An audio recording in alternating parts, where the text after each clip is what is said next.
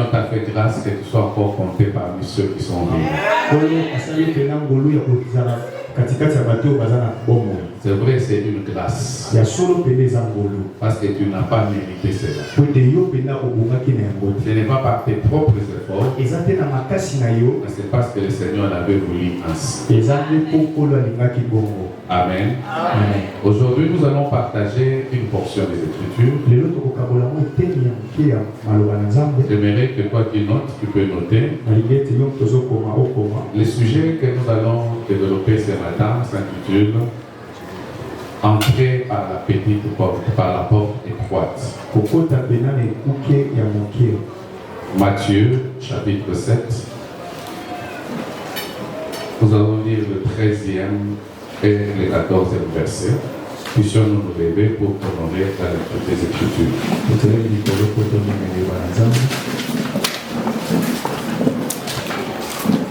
Matthieu chapitre 7, 13 et 14, nous lisons au nom de Jésus. Amen.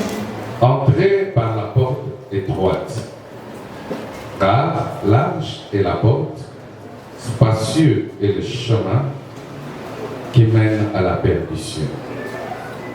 Et il y en a beaucoup qui entrent par là. Mais étroite est la porte, resserré est le chemin qui mène à la vie. Et il y en a peu qui les trouvent. Amen. Amen. Que le Seigneur bénisse sa parole. Qu'il réponde sa grâce et qu'il nous donne la vie. Amen. Entrez par la porte étroite. Alléluia. Ce sont les paroles que le Seigneur avait dites pendant son ministère terrestre. Alléluia. Amen. Qu'est-ce qu'une porte? Une porte, c'est un passage d'un lieu vers un autre endroit. Alléluia. C'est tout passage d'un lieu ou d'une situation vers une autre.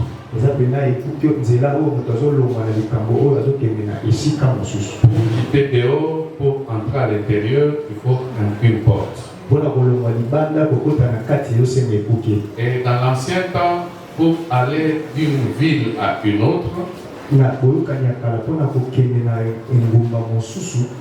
il fallait passer par une porte. C'est le passage obligé pour quitter une ville pour aller dans une autre ville. On devait passer par une porte. Pour quitter l'extérieur d'une parcelle, entrer à l'intérieur d'une parcelle, il faut passer par une porte. Alléluia. Jésus aussi, par sa façon de parler, il a utilisé cette pratique. C'était pour montrer une réalité spirituelle. Alléluia. Quand Dieu a créé l'homme, Dieu a créé l'homme pour qu'il soit éternel. Alléluia. J'aimerais te dire que tu es aussi éternel. Alléluia. Amen. Dans la pensée de Dieu, quand Dieu disait créons l'homme à notre image, à notre ressemblance, comme Dieu est éternel, l'homme devait être aussi éternel. En réalité, l'homme sur la terre devait vivre éternellement. C'est à cause du péché, lorsque l'homme a péché, dans ce moment-là que la mort est entrée. Alléluia. Ce qui donne à l'homme la capacité d'être mortel, mais l'homme n'est mortel que sur la terre.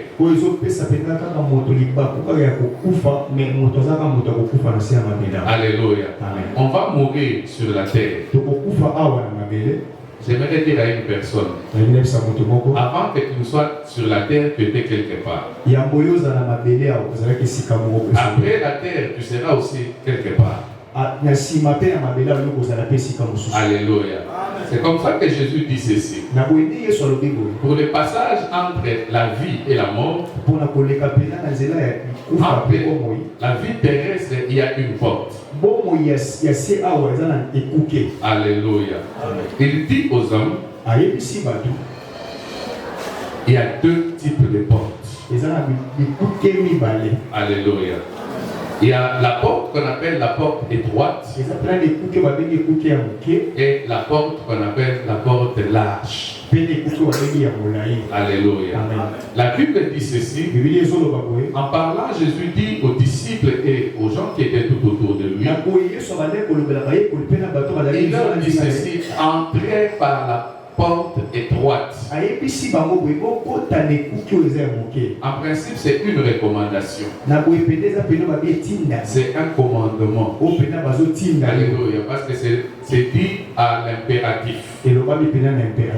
Entrez par la porte étroite. Parce que cette porte étroite, c'est la porte qui amène vers la vie. Alléluia. Et la Bible dit, quand tu donnes ce commandement, que les gens devaient entrer par la porte étroite, il leur dit, car il y a beaucoup qui entrent par la porte large. Alléluia. Est-ce qu'il y a quelqu'un qui peut comprendre ce que la parole dit? Alléluia. La porte étroite, c'est cette porte qui nous amène vers le repos éternel. La porte étroite, c'est cette porte qui nous amène vers le ciel. Mais la porte large, c'est cette porte qui amène vers l'enfer. Alléluia. J'aimerais dire au peuple de Dieu, il n'y a que deux possibilités. En étant sur la terre, il n'y a que deux destinations. Soit c'est le ciel, soit c'est l'enfer. Alléluia. Mais la vie sur la terre détermine l'endroit où l'homme passera son éternité. Ici sur la terre, nous pouvons faire que peut-être une cinquantaine, une centaine d'années. Peut-être pour le plus vigoureux, 120 ans. Mais ma prière n'est pas de faire 120, pardon. Alléluia. Interprète ça. Alléluia. Attention, pasteur Simba c'était Simba Libende. Moi je ne veux pas faire 120. Alléluia. Parce que imaginez les vieillards qui ont 80, 90 années. Ils deviennent une charge pour les autres. Alléluia. Amen. Avec les courbatures par-ci par-là. Et ils n'ont plus les 32 ans. Nande nalinga kolia mwa misuli. Siko mwana dia su misuli kozala te. Ona milaka ka poto pardon Seigneur, pas 120. Alléluia. Amen. Tu vois que nous passons peu de temps sur la terre. Et la condition de l'homme sur la terre ne fait que se détériorer au fur et à mesure qu'il est en train de vieillir. Alléluia. Amen. Mais à l'éternité, l'homme ne va pas vieillir. Alléluia. Il restera à l'âge adulte, bénéficiant ou pleurant. Bénéficiant ou pleurant. Soit il bénéficie, soit il pleure. Alléluia. Amen. Mais il n'y a que deux possibilités. Soit tu es dans une joie éternelle, soit tu es dans des pleurs éternelle. Alléluia. Amen. Et il y a deux chemins que l'homme doit choisir sur la terre. Dieu disait à Moïse, afin de dire au peuple de Dieu, devant vous, il y a le bien et le mal. Choisissez le bien pour que vous puissiez vivre. Dieu, en donnant ce commandement, le souci de Dieu est que l'homme puisse choisir la porte étroite. Alléluia. La porte étroite, c'est la porte à suivre. Alléluia. Mais malheureusement, les gens ne vont pas suivre la porte étroite. Alléluia. La Bible nous dit ceci. Peu de gens le reconnaissent. Alléluia. Peu de gens le reconnaissent. Mais la porte étroite,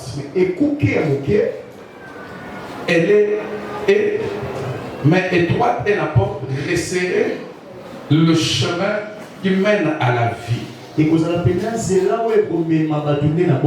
Et il y en a peu qui les trouvent. Alléluia. Parce qu'il y a là le problème. Il y a deux portes. Mais la Bible dit que peu seulement peuvent les trouver. Alléluia. Beaucoup entrent par la grande porte. Mais peu peuvent trouver. Tu comprendras avec moi ce langage.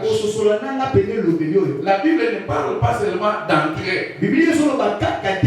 La Bible parle d'abord de trouver. Alléluia. Alléluia. La Bible ne dit pas que peu vont entrer. Mais la Bible dit que peu vont trouver. Alléluia. C'est une difficulté. C'est-à-dire que pendant ce temps où nous sommes sur la terre, c'est un moment de recherche. Parce qu'on ne peut pas trouver sans pour autant chercher. Trouver, c'est le corollaire de chercher. Or, sur toutes les personnes qui sont sur la terre, il n'y aura pas tout le monde qui va trouver cette porte. C'est-à-dire que cette porte est cachée. Alléluia.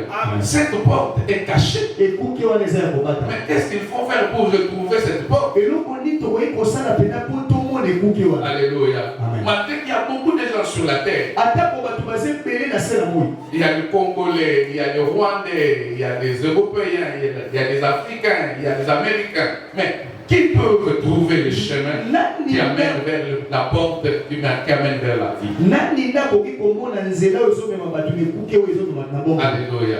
Cette porte qui amène vers l'éternité. Alléluia. Comment faire pour trouver? Alléluia. Parce que ici, il y a la porte. Et il y a le chemin. Parce que si tu lis bien le verset, la Bible dit ceci. Étroite est la porte, resserré est le chemin qui mène à la vie. Et il y en a peu qui les trouvent. Alléluia. Les là, c'est au pluriel. Alléluia. Amen. Il y en a peu qui les trouvent. Donc il faut trouver la porte et trouver le chemin. Alléluia. Donc il y a deux choses qu'il faudrait trouver avant d'y entrer.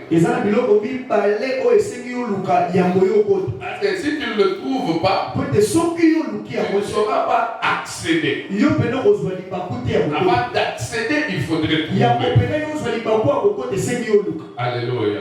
La porte, c'est Jésus. Alléluia. La Bible nous dit ceci.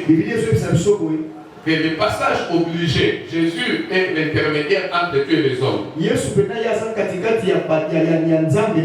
Tu comprendras avec moi, si quelqu'un emprunte un autre chemin, il ne pourra pas entrer à la vie.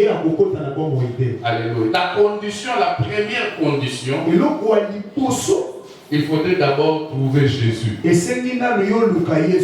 peux pas aller vers le Père sans passer par Jésus. Alléluia. Amen. Tu comprendras avec moi que sur la terre, il y a beaucoup de gens. Alléluia. Amen. Il y a des gens qui suivent Fumokimba.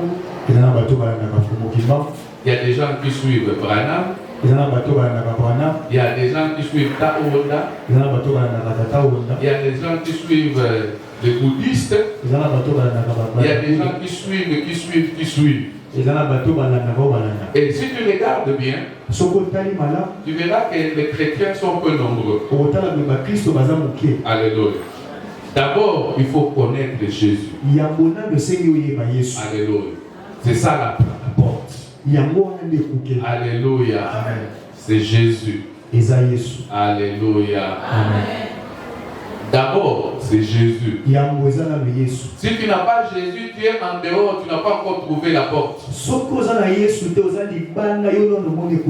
Alléluia. Amen. Or, trouver Jésus, la Bible dit ceci. À ceux qui l'ont reçu, elle a donné le pouvoir de devenir enfant de Dieu. Donc pour arriver là-bas, la première condition c'est d'être enfant de Dieu. Donc on ne peut pas être enfant de Dieu sans passer par Jésus. Alléluia.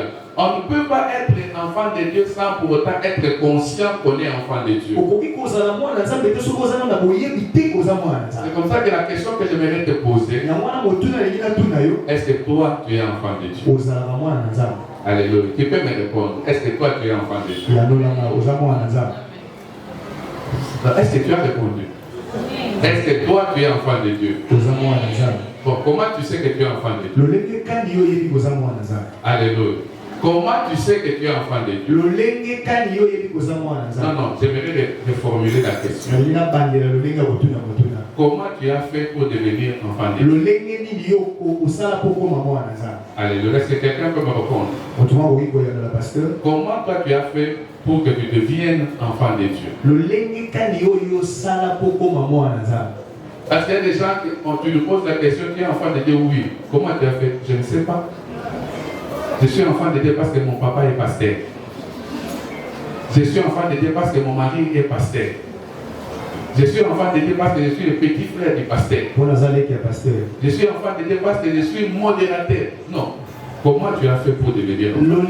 Mais tout le monde avait dit qu'il était enfant de Dieu. Maintenant, comment tu as fait? Les doigts baissent. Non, dis-moi, qu'est-ce que toi tu as fait? J'aimerais voir au moins 80 doigts. Comment toi tu as fait? Je vais choisir. Comment toi tu as fait pour devenir enfant? Parce que tu es enfant de Dieu. Oui, je suis enfant de Dieu. Parce qu'un jour j'étais venu à l'église, on a prié pour moi, j'ai été guéri. Je suis devenu enfant de Dieu. Ce n'est pas en étant guéri qu'on devient enfant de Dieu. Alléluia. On devient enfant de Dieu en recevant la parole et en croyant en Jésus-Christ, en le recevant comme Seigneur et Sauveur. Est-ce que toi, dans ta vie personnellement, tu es déjà passé par cette expérience de recevoir Jésus comme Seigneur et Sauveur? Si tu ne l'as pas encore fait, tu es entré par la fenêtre. Alléluia. Parce que généralement, les gens se retrouvent, il est déjà à l'église, il sert déjà Dieu, mais il n'a jamais pris cet engagement de recevoir Jésus dans son cœur comme son Seigneur et son Sauveur. Si tu ne l'as pas encore fait, aujourd'hui on va le faire. Tu t'es retrouvé seulement à l'église, c'est parce qu'on t'avait invité, et tu es venu, ce jour-là on a prêché sur les 7 sceaux. n'est pas, quand on a prêché sur les 7 choses, tu as dit Amen, tu es devenu enfant de Dieu. Non, il faut recevoir Jésus dans sa vie comme son Seigneur et son Sauveur. Alléluia. C'est ça la première condition pour aller au ciel, pour passer par la petite porte, pour aller à la vie. Il faut d'abord recevoir Jésus comme ton Seigneur et son Sauveur.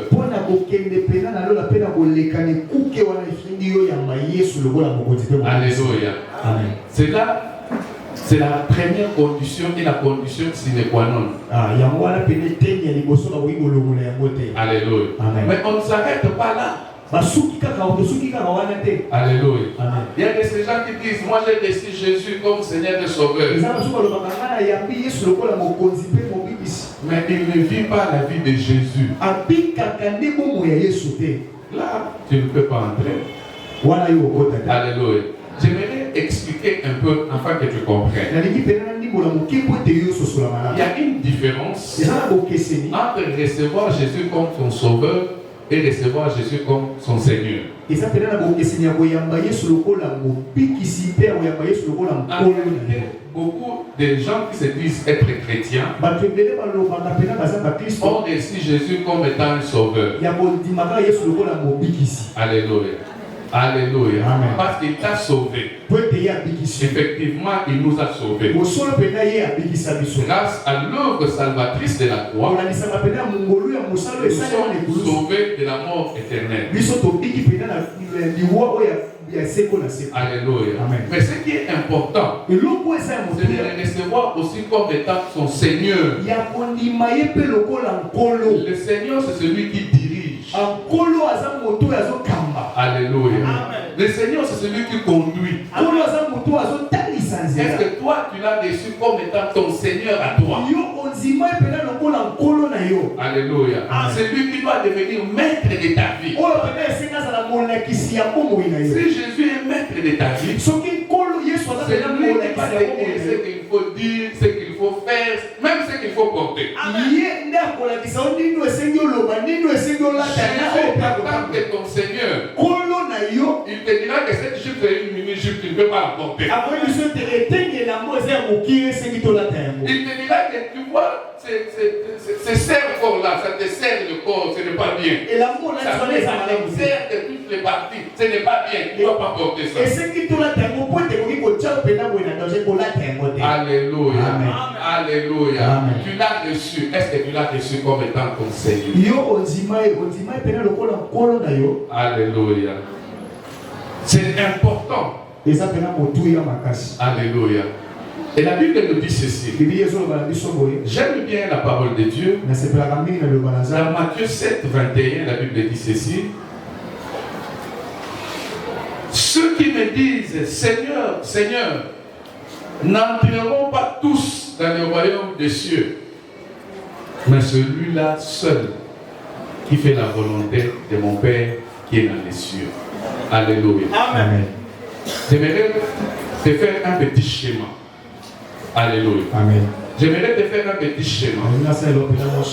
Dans l'ensemble des gens qui sont sur la terre, pour hériter le royaume des cieux, première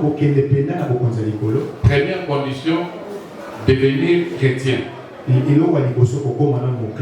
Tous les non-chrétiens n'hériteront pas le royaume des cieux. Alléluia. Tous les non-chrétiens n'hériteront pas le royaume des cieux. Les chrétiens, c'est ce que la Bible dit ici. Et ceux qui m'appellent Seigneur, Seigneur. Des gens qui se disent chrétiens. Ce sont ceux qui appellent Seigneur, Seigneur. Même parmi ceux qui appellent Seigneur, Seigneur, la Bible dit qu'ils n'entreront pas tous. J'aimerais scandaliser une personne. Alléluia. Ce n'est pas tous les fidèles de Limba qui entreront dans le royaume des cieux. Alléluia. Ce n'est pas nous tous. Parce que Jésus dit, ce n'est pas tous qui disent Seigneur, Seigneur. Surtout dans la bonne délire. La Bible dit, ce n'est pas tous ceux qui diront Seigneur, Seigneur, qui entreront tous. Alléluia. Ce ne sont pas tous les fidèles de l'EJCC qui entreront au ciel. Oh non, on peut poser la question, comment tu sais que tu entres? Non, parce que je suis de l'EJCC. On t'a dit que c'est tous les chrétiens de l'EJCC qui iront au ciel. Non. La Bible dit, ce n'est pas tous ceux qui crieront Seigneur, Seigneur, qui entreront tous. Alléluia. La Bible est si précise. Hein? C'est seulement celui-là qui fera la volonté de mon Père. La porte est droite pour y entrer. Le chemin est serré pour y entrer. Il faudrait faire la volonté du Père. La question que moi je te pose ce matin, est-ce que toi tu fais la volonté du Père? Parce que la Bible nous dit nous devons entrer dans cette porte. Entrer dans ce chemin. La condition pour entrer. Deuxième condition, il faut faire la volonté du Père. Alléluia. Examine-toi. Peut-être que tu vas passer beaucoup de temps à l'église. Mais c'est toi, tu fais la volonté du Père. Alléluia. Est-ce que ta vie est conforme à la parole de Dieu? Est-ce que tu marches conformément aux prescrits de la parole? Ce n'est pas parce que tu as fait 10 ans à l'église que tu vas aller au ciel. C'est parce que tu entres, tu marches conformément à la parole de Dieu que tu entreras au ciel. Donc, beaucoup peuvent crier, Père, crier Seigneur, c'est dire chrétien, c'est facile. Alléluia. Crier Seigneur, Seigneur, c'est facile. Ce qui importe, ce n'est pas crier Seigneur, Seigneur. Ce qui importe, c'est de faire la volonté de celui qui nous a envoyés. Alléluia.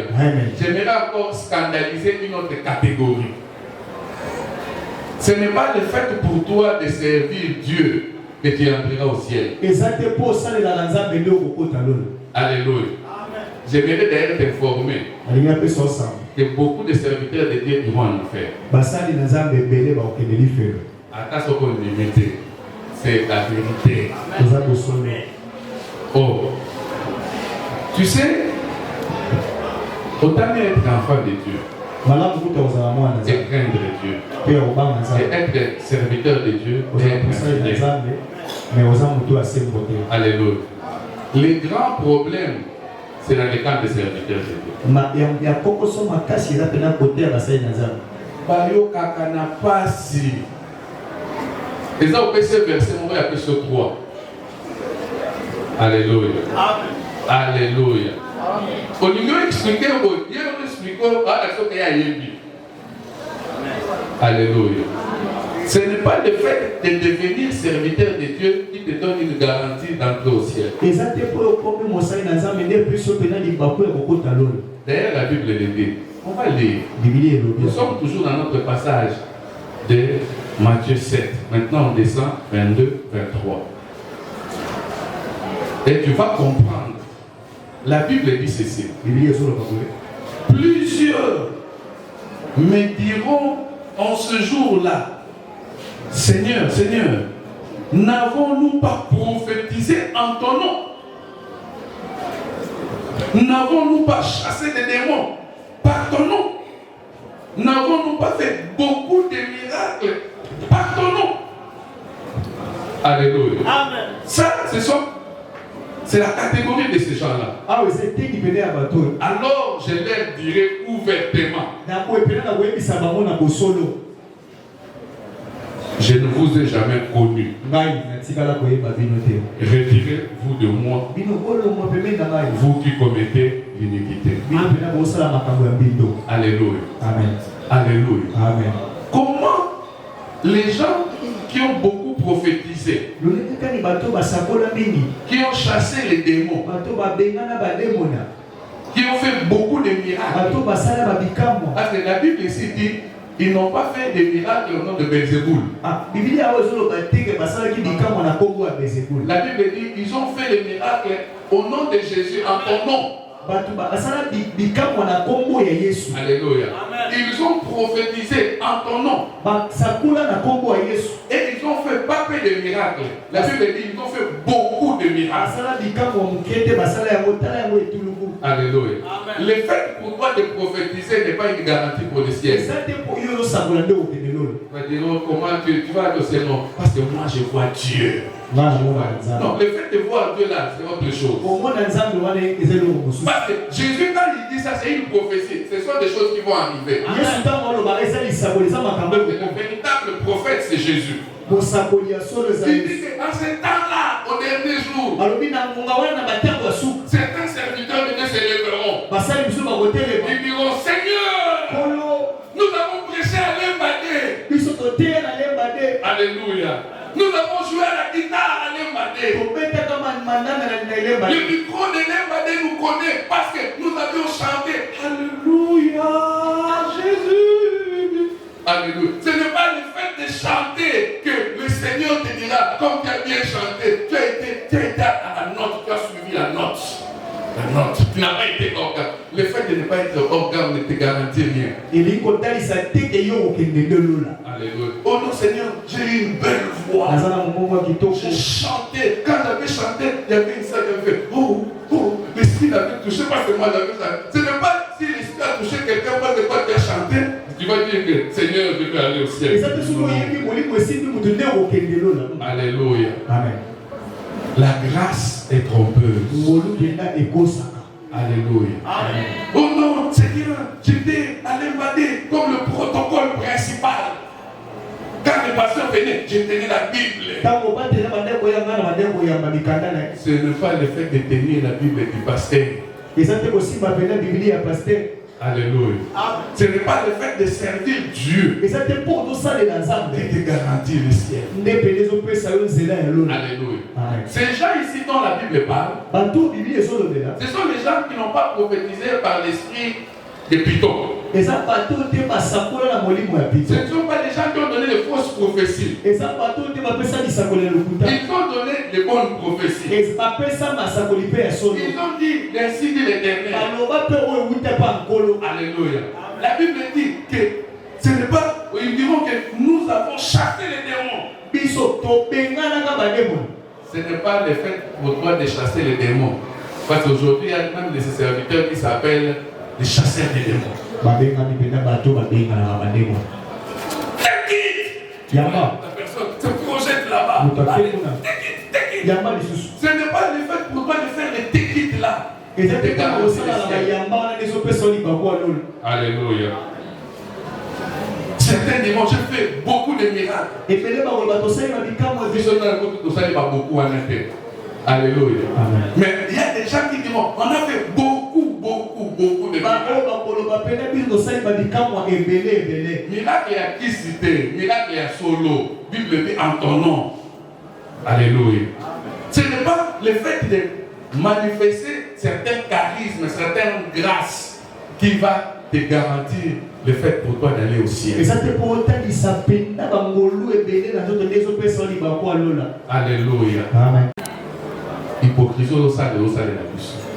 C'est comme ça que Jésus dit, ces jours-là, je leur dirai ouvertement. On va l'hypocrisie. Il va te dire ouvertement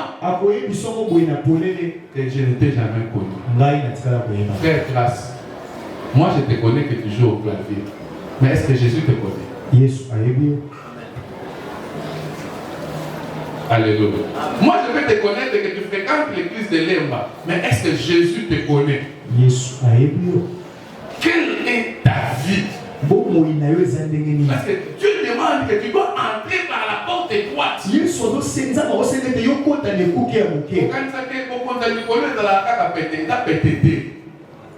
C'est vrai, c'est une grâce que Dieu fait. Mais aussi, toi, il y a une part de responsabilité. Alléluia. Amen. J'aime bien la sainteté du dehors et du dedans. Alléluia. Il faudrait être saint dehors et dedans. Parce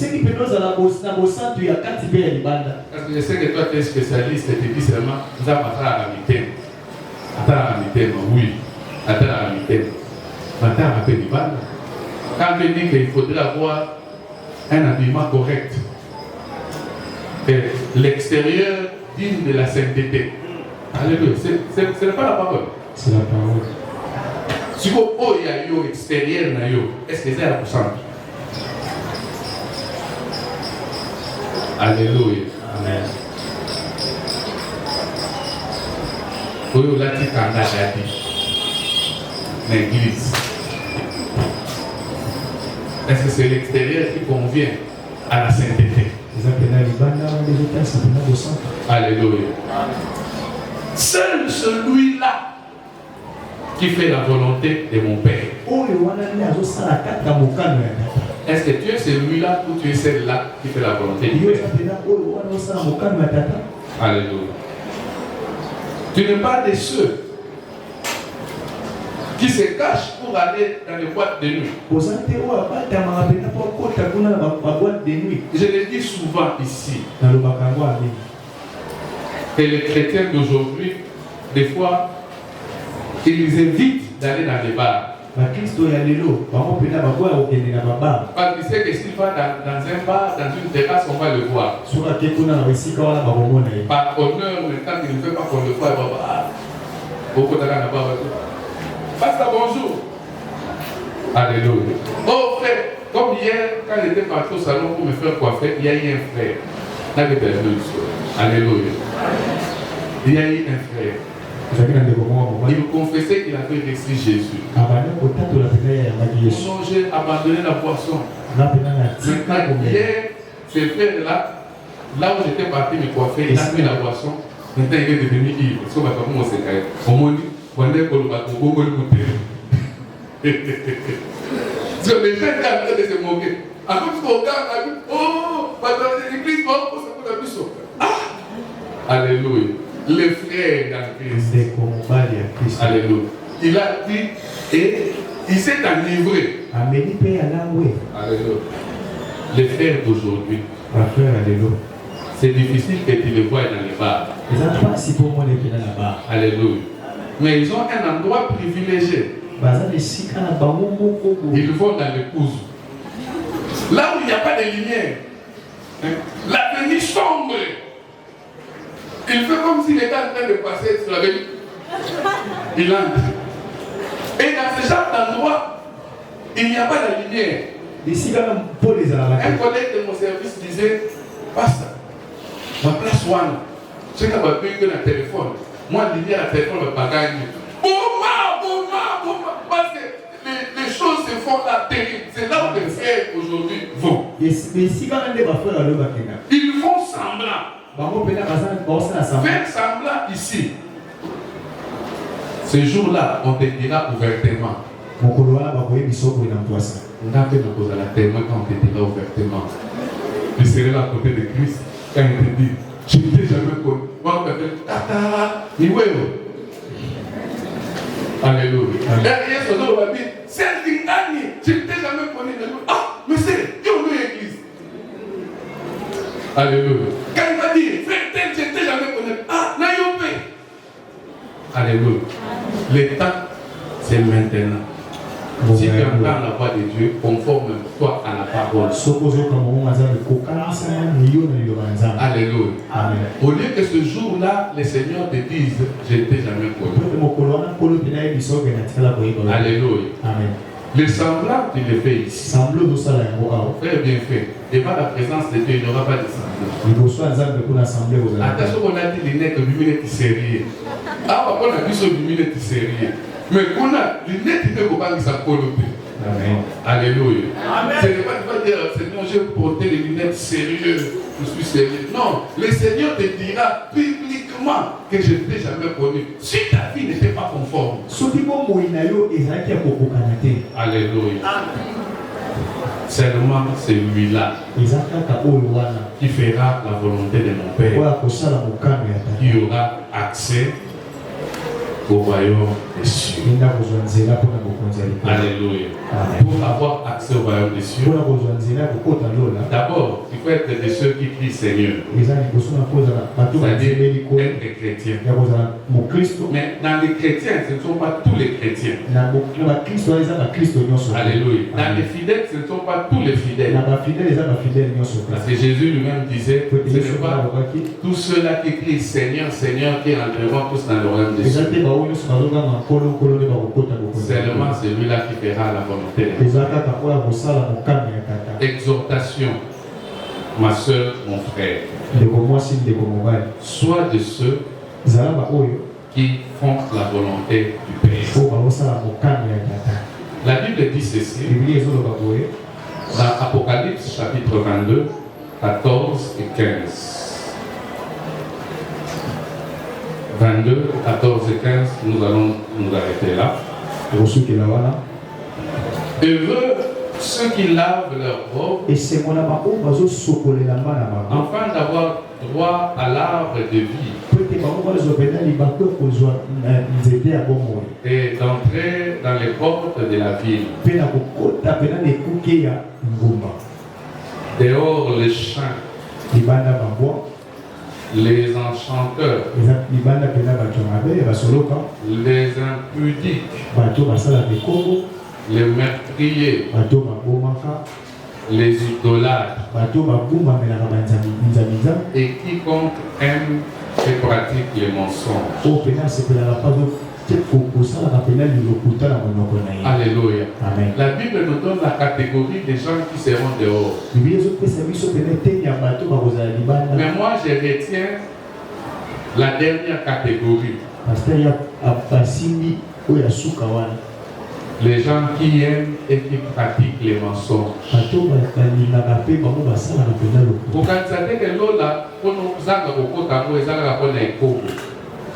La Bible dit, même les gens qui aiment et qui pratiquent les mensonges. Comment on a pasteur à tout niveau, on a été prié pour l'année. Côté pasteur, on a un cop mouveau. Nous allons aller à la série. Est-ce que je peux avoir un amen? Amen. Oh, ma soeur, je ne te vois pas ces derniers dans l'église. Qu'est-ce qu'il y a? Oh non, j'étais dans les démarches de travail. Alléluia. Est-ce que tu étais vraiment réellement dans les démarches de travail? Alléluia. Les gens qui aiment et qui pratiquent les mensonges. Aujourd'hui, le mensonge devient comme un moyen de défense pour les chrétiens. Alléluia. Il y a une terminologie que les chrétiens utilisent aujourd'hui. Ils ont changé le mensonge de nom. Pasteur Bénit, aujourd'hui, les chrétiens appellent le mensonge sagesse. Oh non, tu as causé avec lui, j'ai causé avec lui, mais avec sagesse. Donc avec mensonge. Alléluia. Le mensonge n'est pas une sagesse. Mais la Bible dit que ceux qui aiment et qui pratiquent les mensonges seront dehors. Alléluia. Ceux qui aiment et qui pratiquent les mensonges seront dehors. Alléluia. La Bible dit aussi les idolâtres seront dehors. Alléluia. La Bible nous précise que l'idolâtrie a plusieurs formes. Même l'amour de l'argent, c'est l'idolâtrie. J'ai déjà rencontré un frère qui me dit ceci. Basta. Il est là fort. Alléluia. Pour les là fort, c'est l'idolâtrie. Alléluia. Amen. Même bateau va là fort. N'est-ce pas là fort. Banana il est fort. Mais toi tu dis c'est moi là fort. C'est que c'est bien le problème. Alléluia. Amen. Même ceux qui ont un amour effréné de l'argent, ce sont les idolâtres. Ils n'hériteront pas le royaume des cieux. Les meurtriers. Si le Dieu, ce qu'on a gagné de mon Okanda, de Boumi dans mon témoin, vous avez meurtrier. Alléluia. Amen. Yo ko inaka na basala sana. Surtout dans le bas ko ininga. Pour t'aider dans le vie ceux qui pratiquent des mensonges, c'est que vraiment au cas la grâce, il s'engage dans mon talent. Et nous là comme ça, au moins nous après prière pour le côté parce que elle a bien que mensonge, ça doit être mis sur place dans la vie, ça a tout dans hôtel dans toute la vie. Les mensonges. Maintenant, je suis obligé de tomber quelque part. Si quelque part, on a pris une colonne, on dit, alléluia. Tu pratiques les mensonges. Tu dois te repentir. Alléluia. Amen. Tu es impudique. Tu dois te repentir. Alléluia. Tu es idolâtre. Tu dois te repentir. Alléluia. Alléluia. Parce que heureux ceux qui lavent leur robe. Ceux qui lavent leur robe auront droit à entrer dans la ville. Alléluia. C'est vrai, je ne te condamne pas. Je te prêche pour que tu laves aussi ta robe. Alléluia. La Bible dit ceci. Dieu, sans tenir compte des temps d'ignorance, il permet qu'on puisse annoncer la parole comme Clémence afin que tu puisses te repentir. Peut-être que ce matin tu étais en dehors de conditionnalité. Dieu te parle afin que tu entres dans les conditions pour que tu voies la cité céleste. Alléluia. J'aimerais que tu interroges ton cœur. Je vais arrêter cette prédication.